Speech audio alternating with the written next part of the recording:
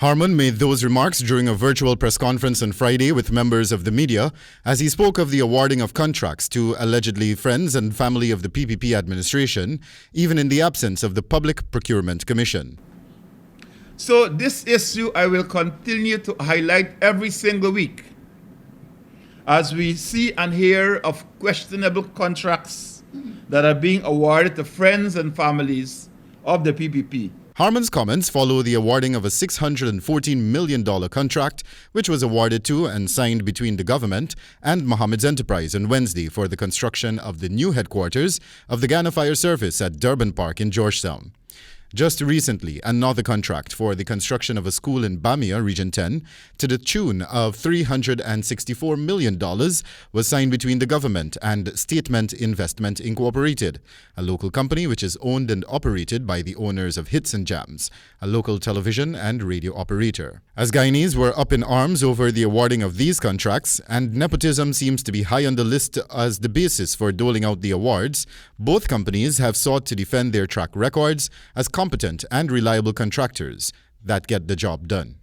In a press release on Thursday evening, Mohammed's Enterprise said that it has over 30 years' experience in the construction business and that some of its less touted projects include the construction of at least 20 core homes on behalf of the Central Housing and Planning Authority, 2 state-of-the-art buildings for the ISA Islamic School, as well as its own building on Lombard Street.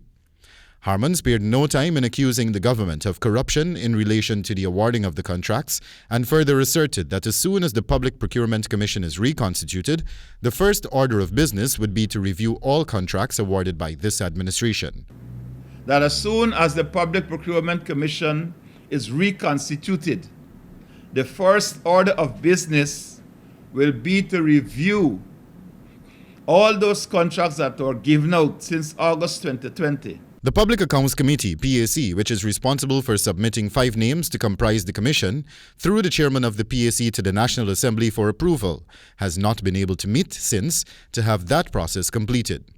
The chairman of the PAC, Jermaine Figueira, revealed earlier in the week that a subcommittee had been formed comprising himself and the Minister of Governance and Parliamentary Affairs, Gail Teixeira, to have those names selected, but that meeting is yet to happen. He also told Nightly News that the minister had committed to meeting with him this week to have that leg of the process completed and that he was optimistic that they would meet. When contacted on Friday to confirm whether the meeting did actually take place, the PAC chairman responded in the negative. No, it did not.